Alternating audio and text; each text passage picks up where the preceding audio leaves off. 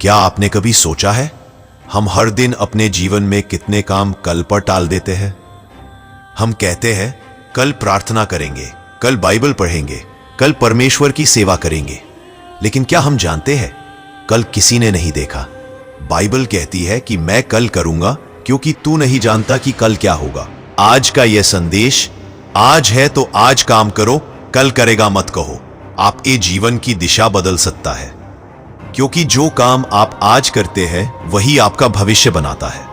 भाग 1, कल पर टालना, मानव की सबसे बड़ी भूल। Procrastination, the silent killer. हम सब के जीवन में ऐसे पल आते हैं जब हम कहते हैं मैं कल से प्रार्थना करना शुरू करूंगा, कल से बाइबल पढ़ना शुरू करूंगा, कल से मेहनत करूंगा। वो कल कभी आता है क्या? बाइबल में लिखा है अब समय है अनुग्रह का दिन, अब उद्धार का दिन है। 2 कुरिन्थियों 6:2, यानी अभी समय है, ना कि कल। क्योंकि हर बार जब हम कल कहते हैं हम परमेश्वर के दिए अवसर को खो देते हैं। कई लोग इसलिए आशीष से दूर रह जाते हैं क्योंकि उन्होंने आज को हल्के में लिया।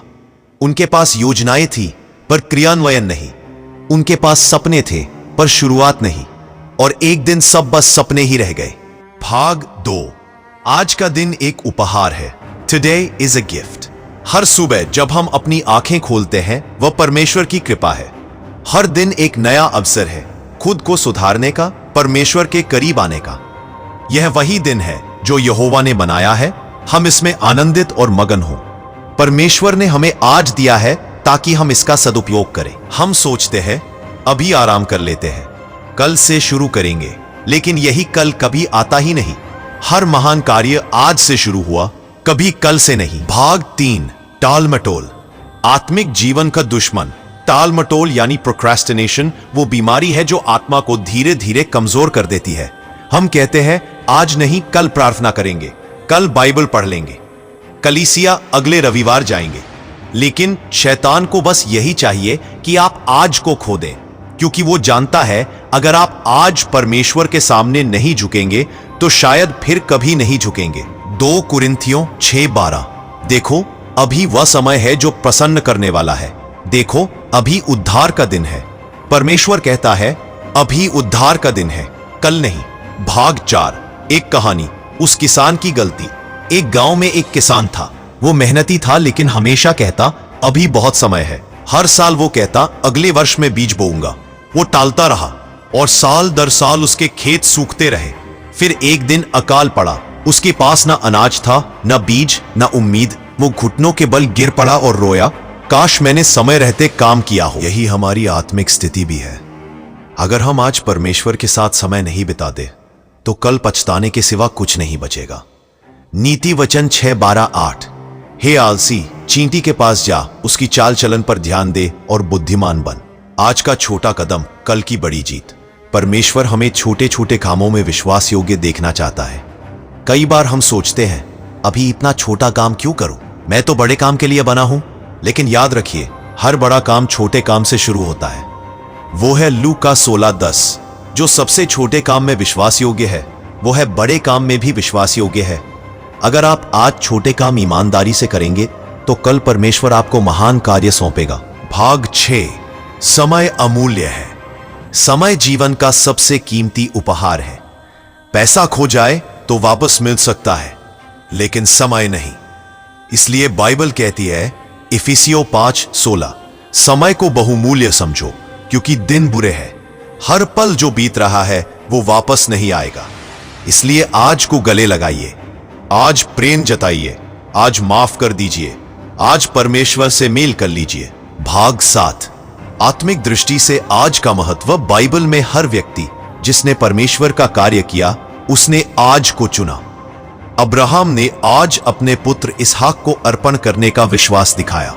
योना ने आज पश्चाताप किया। जक्कई ने आज प्रभु को अपने घर बुलाया। लूका 19:9, यीशु ने उससे कहा आज इस घर में उद्धार आया है। देखिए उद्धार आज आया, कल नहीं। क्योंकि जब हम आज परमेश्वर को आमंत्रित करते हैं तो वही दिन हमारे जीवन का सबसे बड़ा परिवर्तन बन जाता है। भाग 8, कल की चिंता मत करो। बहुत लोग कल की चिंता करते हैं। अगर नौकरी गई तो, अगर बीमारी आई तो, अगर भविष्य अनिश्चित हुआ तो? लेकिन यीशु मसीह ने कहा, मत्ती 6 दृश्चिंत, इसलिए कल की चिंता मत करो। कल की चिंता कल आप कर लेगा। आज के लिए आज की बुराई ही बहुत है। परमेश्वर नहीं चाहता कि आप कल की चिंता में आज का आनंद खो दें। वह चाहता है कि आप वर्तमान में जिए, क्योंकि आज ही आपका अवसर है आत्मिक जागृति। अगर आज आखिरी दिन हो तो जरा सोचिए, अगर आज आपका जीवन का आखिरी दिन हो तो आप क्या करेंगे? क्या आप वही करेंगे जो आप रोज करते हैं, गुस्सा, झगड़ा, टालमटोल? या फिर आप परमेश्वर के चरणों में झुककर कहेंगे, हे प्रभु, मैंने अपना जीवन व्यर्थ किया, लेकिन अब मैं पूरी तरह तेरे लिए जीना चाहता हूं। अब जो आज के लिए जीता है वही अनंत जीवन पाता है। भाग 9। एक छोटी कहानी। एक बार एक नौजवान ने कहा, मैं कल से परमेश्वर की सेवा शुरू करूंगा। लेकिन अगले दिन वो बीमार पड़ गया। फिर उसने कहा, ठीक होने के बाद शुरू करूंगा। पर वो कभी ठीक नहीं हुआ और उसकी सेवा बस सोच तक रह गई। दोस्तों, यह कहानी हम सबको याद दिलाती है, अगर कुछ करना है तो आज ही करो, क्योंकि कल की कोई गारंटी नहीं। भाग 10। क्या करना चाहिए आज से? Practical steps. 1. हर सुबह परमेश्वर को धन्यवाद दीजिए। 2. हर दिन कुछ अच्छा कीजिए। 3. प्रार्थना और वचन का समय निकालिए। 4. माफ करना सीखिए। 5. अपने लक्ष्य पर काम कीजिए। प्रेरक उदाहरण, यीशु मसीह का जीवन। यीशु मसीह ने कभी कल नहीं कहा। जब किसी ने चंगाई मांगी, उन्होंने कहा, तेरा विश्वास तुझे आज चंगा करता है। जब किसी ने क्षमा मांगी, उन्होंने कहा, तेरे पाप आज क्षमा हुए। यीशु हर काम आज के लिए करते थे, क्योंकि वे जानते थे आज ही परमेश्वर की योजना पूरी होती है। 2. भाग 12। आत्मा की पुकार। प्रिय मित्र, परमेश्वर आज आपसे कह रहा है, जो तू करना चाहता है आज कर। जो तू कहना चाहता है आज कर, क्योंकि तू नहीं जानता कि कल क्या होगा। आज ही अपने जीवन को परमेश्वर को समर्पित करे, क्योंकि आज जो बीत जाएगा वह फिर लौटकर नहीं आएगा। प्रिय भाई बहनों, जीवन बहुत छोटा है। हर सांस परमेश्वर की देन है, इसलिए आज को व्यर्थ मत जाने दीजिए। टालमटोल छोड़िए और अपने जीवन को आज ही अर्थपूर्ण बनाइए। इब्रानियों 3:15। आज यदि तुम उसकी आवाज सुनो तो अपने हृदय को कठोर मत बनाओ। आज ही परमेश्वर को हां कहिए, क्योंकि जो आज को जीतता है वही कल का विजेता बनता है। समाप्ति प्रार्थना। हे प्रभु यीशु, धन्यवाद कि तूने मुझे यह आज का दिन दिया। मुझे सिखा कि मैं अपने हर पल का उपयोग तेरे लिए करूं। मुझे शक्ति दे कि मैं आज से ही अपने जीवन को तेरे वचन के अनुसार जी सकूं। आमीन। दोस्तों, याद रखना, कल एक भ्रम है, आज एक अवसर है। अगर तुमने आज कदम बढ़ा लिया तो कल खुद ब खुद महान बन जाएगा।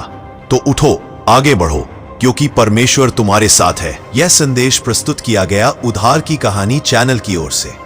अगर आपको यह संदेश पसंद आया हो तो इसे जरूर शेयर करें और चैनल को सब्सक्राइब करें। परमेश्वर आपको आशीष दे। Thanks for watching.